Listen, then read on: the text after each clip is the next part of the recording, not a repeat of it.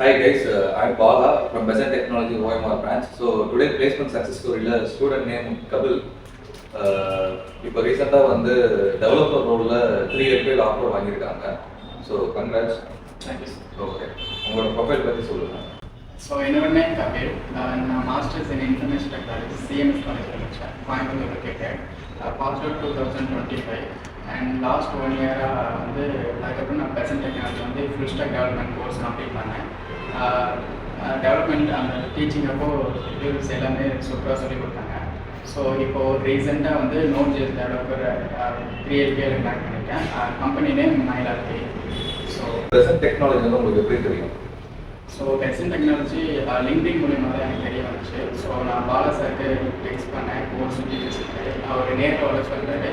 நான் வந்து பார்த்தோம், எல்லாமே கோர்ஸ் தெரிஞ்சிச்சு. ஸோ அப்படியே ஜாயின் பண்ணி லேர்ன் பண்ணிட்டோம். லேர்னிங் அப்போது சொல்லித்தரங்க எல்லாமே டீட்டெயிலாக சொல்லி தந்தாங்க. ப்ளஸ் என்ன டவுட்னாலும் கிளியர் பண்ணாங்க, எப்போனாலும் கால் பண்ணலாம் அந்த மாதிரி ஆப்ஷன்ஸ் இருந்துச்சு. ஸோ இங்கே லேர்ன் பண்ணுறப்போ நான் எல்லாமே ஃபுல்லாக லேர்ன் பண்ணிவிட்டு அது ஜாப் கிடைக்கிறது ரொம்ப ஈஸியாக இருந்துச்சு லேர்ன் பண்ணேன். ஓகே, ஸோ இப்போ வந்து நீங்கள் இன்டர்வியூ கிராக் பண்ணியிருக்கீங்க.